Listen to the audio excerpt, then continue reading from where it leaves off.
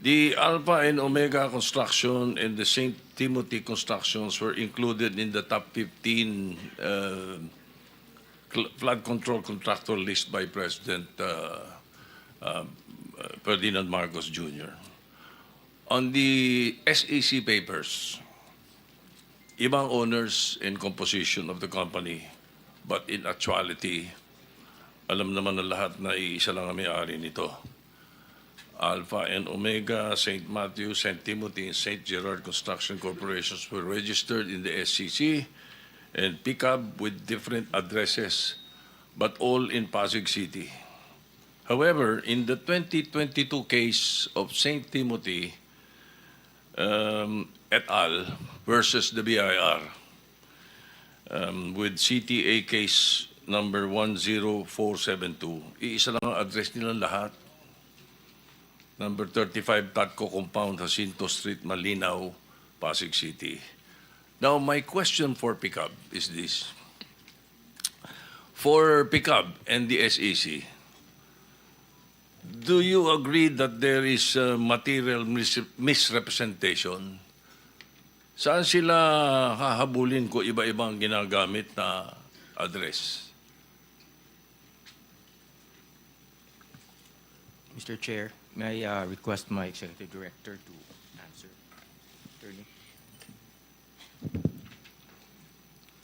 What is the name of the person who will reply to the query of Senator Soto?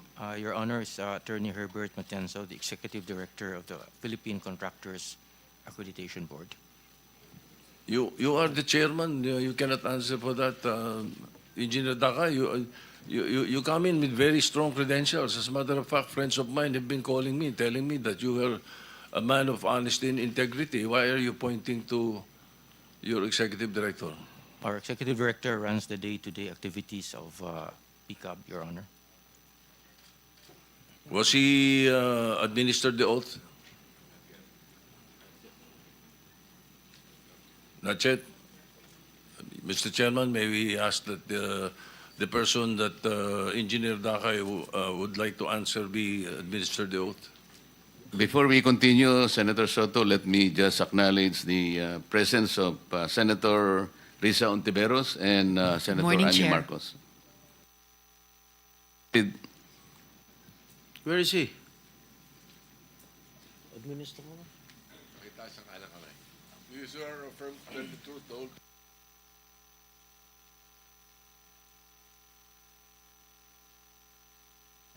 So the question, Mr. Chairman, there is material misrepresentation, is it not? Saan sila hahabulin kung iba-iba ginagamit nilang address?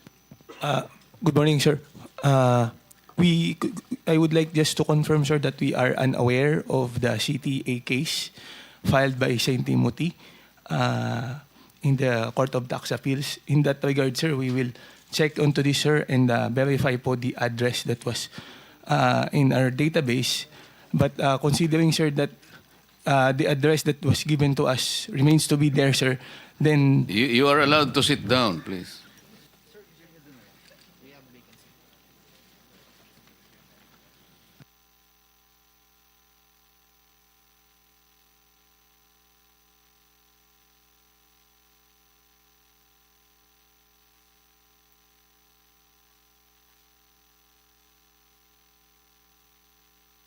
Morning, sir. Herbert Matienzo po, Executive Director of the Philippine Contractors Accreditation Board. With regard to the case po filed with the CTA, the Philippine Contractors Accreditation Board is unaware of the filing of the case po of St. Timothy against the BIR. But then again, sir, we will look into that case, check the addresses po given, and if in case there is a misrepresentation, sir, then the PCAB has following the rules on license contracting. Therefore, your answer to my question is a yes. Yes, sir. But you're saying that you're not aware of the CTA case? Yes, sir. Yes, Mr. Chair. Brad, you're under oath, huh? Yes, sir. We are not. I am not aware I of was given a different information by the palace. I am not- Friday afternoon, after you guys met me in the morning. We will check our records, sir. I'm warning you, Brad. Be careful, ha? Basta you answer it truthfully, okay? Yes, sir. All right. You're not aware of the St. Timothy case? I am personally not aware of the St. Timothy case filed with the I'll city. hold you to that. All right? Okay, now. Also, the mentioned companies, including Elite Construction Corporation, have different authorized managing officers to represent the contractors. But the beneficial owner is the same. It has interlocking directorship. May corporate layer ba? Are you aware of this scheme, Engineer Dakay? No, sir, we're not. So where are your mechanisms to flag companies misrepresenting through corporate layerings or fronting? Because it seems that the contractors, they just make another corporation and even sole proprietorship if you deny them their license.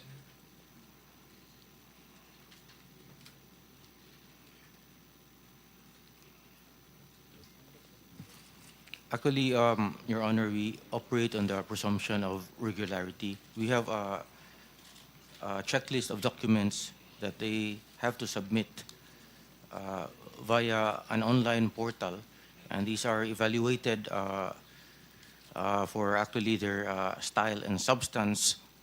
And if the papers and the documents are found to be regular, then there is a recommendation for the approval of your license. But Mr. Chairman, Engineer Dakay, in the IRR governing licensing of contractors in the Philippines, Section 3.3, letter K says, the licensee must at all times observe and adhere to the letters and spirit of the Code of Ethics for Contractors. PCAB is the circumvention of the law by misrepresentation of address and composition of the corporation. Isn't that this a violation of this section? It certainly is, Your Honor. It is. Okay. Now, regarding the equipment capacity requirement, also, as stated in Section 4.5D of the IRR, the invoice of each equipment and its certification of registration with its official receipt are required. So again, I ask the pickup, if you already reviewed, scrutinized, and compared all the equipment documents of Elite Construction, Alpha and Omega, St. Matthew, St. Timothy, and St. Gerard Construction, these corporations, ang office, iisa lang ang building nila. Hindi kaya pare-pare yung equipment lang ang pinakita at sinabi sa inyo? Your Honor, they are asked to submit certificates of registration for each unit of equipment. And these- Certification, but you do not inspect. You mean, Your Honor, the actual Physically, yes. units? No, Your Honor. You do not. Ito isa sa mga nakikita nating nagiging problema natin dito, Your Honor, Mr. President. Now, all of this, ang pagkakaalam nga namin, ang may-ari nito ay sila Mrs. Discaya. Ano? And Mrs. Discaya is here. So, pwede po bang, Mrs. Discaya, pwede po bang ibalita nyo sa amin, o ikwento nyo sa amin yung napanood namin sa inyo sa television na sinasabi ninyo. Kailan po kayo unang nagkaroon ay kumita ng bilyon sa construction industry? Anong taon po yun? Good morning po. Billion po.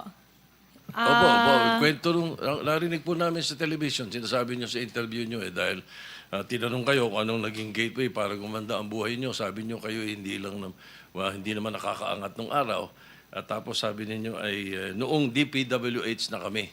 Yun po yung sagot ninyo eh. So, at tinanong kung magkano at sabi nyo bilyon. Kailan po itong unang bilyon na kumita kayo sa DPWH? For the knowledge of everyone, so St. Gerard, Alpha and Omega, we have been in the construction business for 23 years. So I would presume na in the 23 years, pwede naman siguro kami po kumita. Yung billion, when I said DPWH, because prior to that, we were in local government. So ang hirap makasingil sa local government. They spliced the video that was taken of me and just mentioned the DPWH. So, contractor na po kami for 23 years. So you're saying that the television station and the persons interviewing you edited your answers? I think so, sir, kasi I did mention that I was doing local government as well as private po. Yeah, if I may, with Yeah, the yes. permission of With the permission of the Minority Leader. chairman, Senator Ma'am, President Pro Tem. Ma'am Sara, ano ba ang naging trabaho niyo bago kayo pumasok sa mga kontrata sa gobyerno?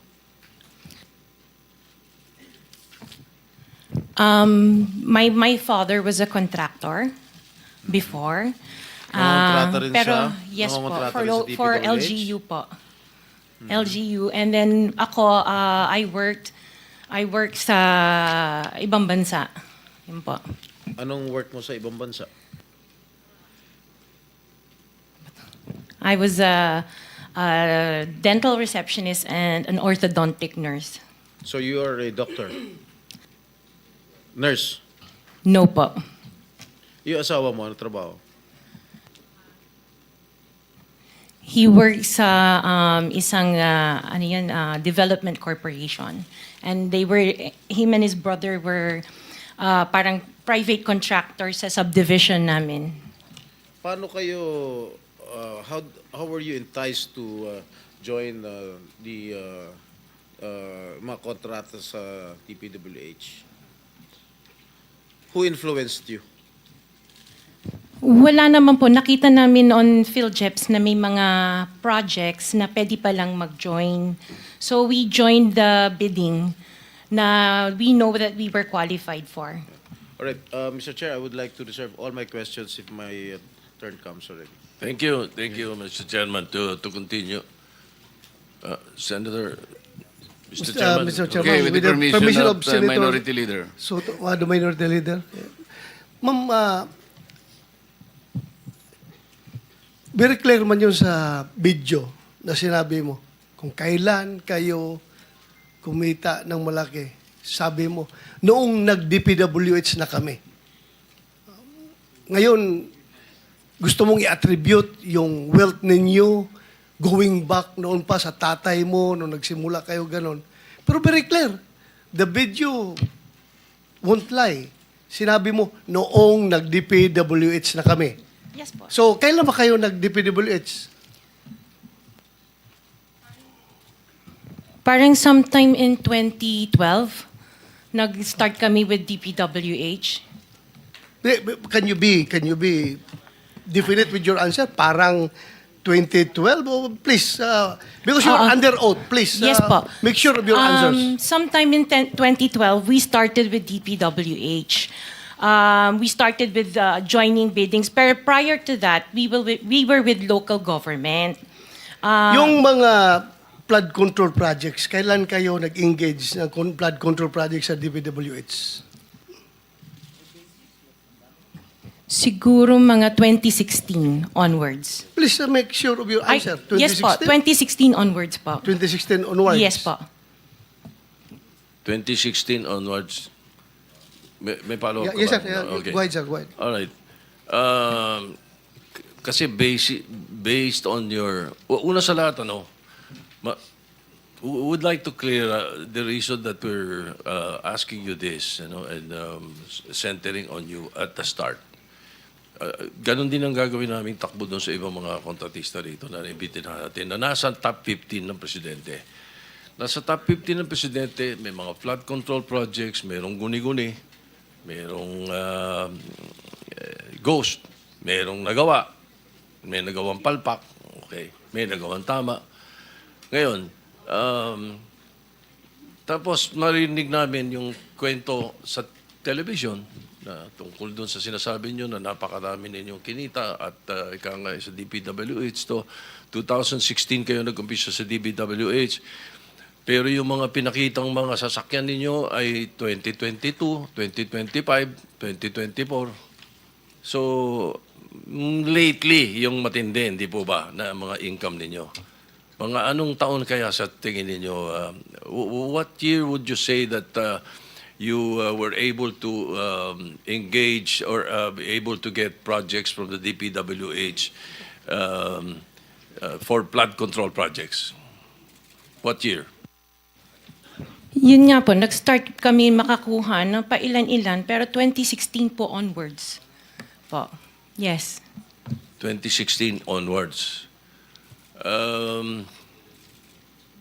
In 2017, how much did you pay the BIR on your income tax?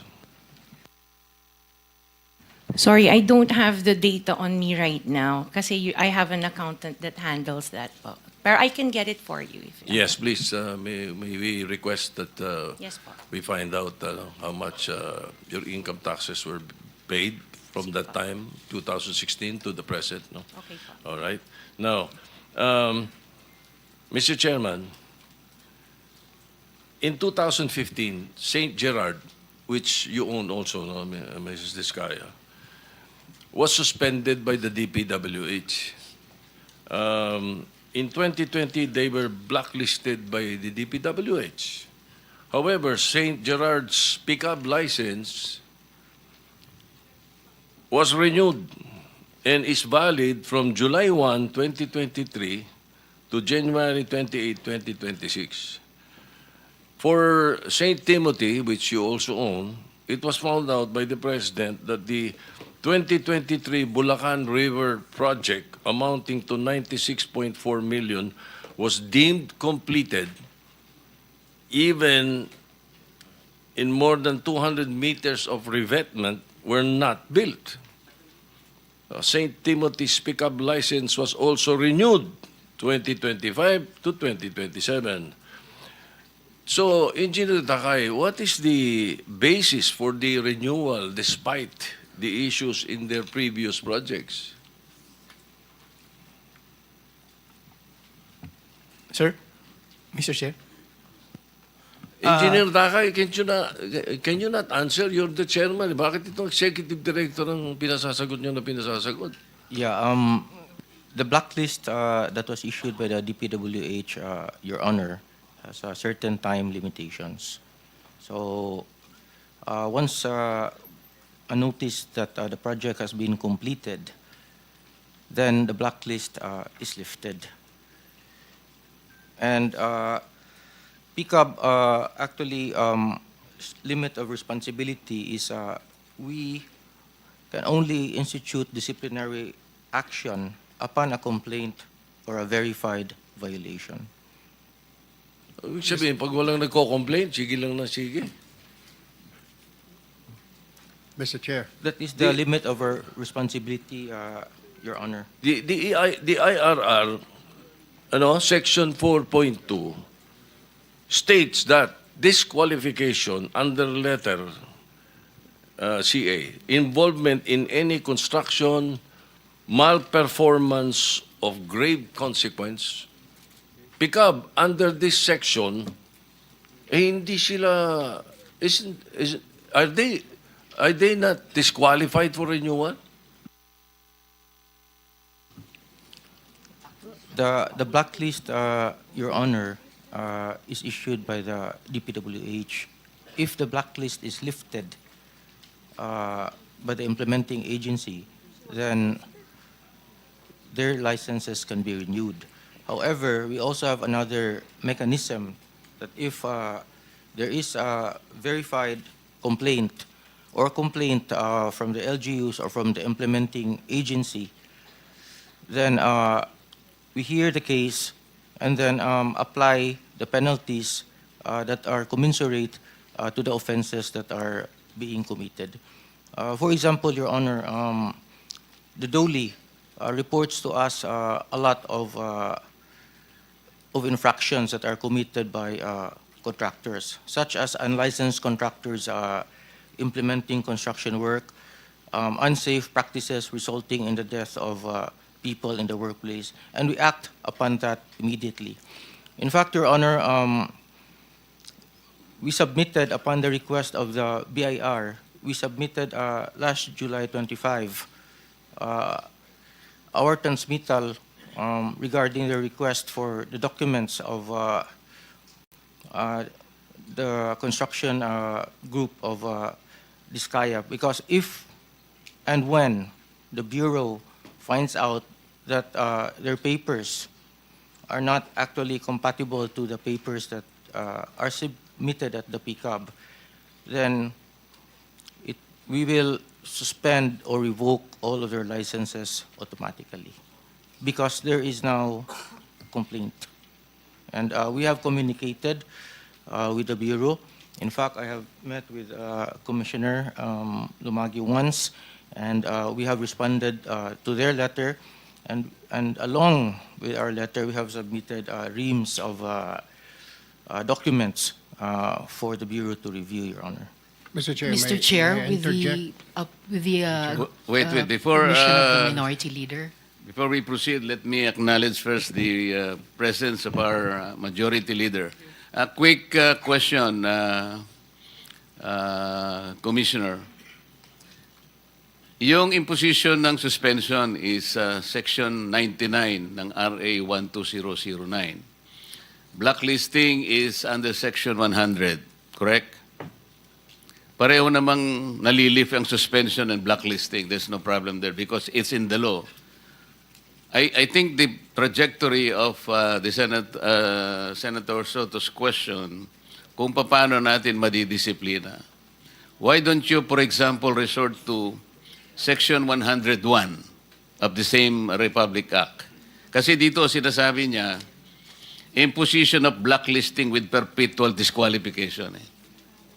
I believe kung ang pinag-uusapan ay ghost projects, kasi makikita mo pagka blacklisting and perpetual disqualification, dapat recidivist na siya, ulit-ulit na siya, 3 or more. Kapag ka ghost projects ang pinag-uusapan, I think this is 10 times over. Halimbawa, nakalagay dito sa blacklisting, corrupt, fraudulent, collusive, and coercive practices. Katulad ng ghost, drawing up or using forged documents, ghost projects. Hindi po pwedeng mag-apply yung Section 101 where there is a perpetual disqualification of this. You have to look into this. Yun siguro ang gusto mong puntuhan, Yes, sir. Senator, di ba? Yes, sir. Mr. Chairman, thank you, And sir. then I think we have to put a limit muna, sir. Kasi medyo gusto nang magtanong Sige. yung iba. Sige, Makakabalik ka naman, boss. I'll try to wind up for a while. No? Yes. Marami pa po akong tanong eh. My point here is that I want to amend the law creating the PICAB. Kailangan lagyan ng mas matinding power, mas maraming koordinasyon at coordinate sa DPWH, hindi lang sa DTI. So my line of questioning is towards that. Kung ano mga naging performance nyo, ang ginagawa ninyo, paano kayo paano yung dinidisqualify, paano yung license ninyo. I heard you have 45,000 accredited contractors nationwide. Mambigat eh. Tapos, ang sababi ninyo, maliit na kumpanya kayo. Maliit na agency lang kayo. Tatatlo yung board member nyo. Yung 2 board member mo, are you aware that they are contractors also? Engineer Takay? Yes, Your Honor. I am aware. In fact, EGB has actually filed a voluntary leave of absence the day after their name appeared on the list of the So president. when they were appointed by whoever, President Duterte or President Marcos, because I know for a fact you were appointed by President Duterte originally, di ba? We'll give you more time, Senator Soto, para yung iba gustong magtanong. Sige. Let me just re-emphasize, lahat po dapat makapagtanong, but ilimit muna natin sa first 5 minutes. Pagkatapos pag may time tayo, balikan po natin ang bawat isa. Senator Tulfo.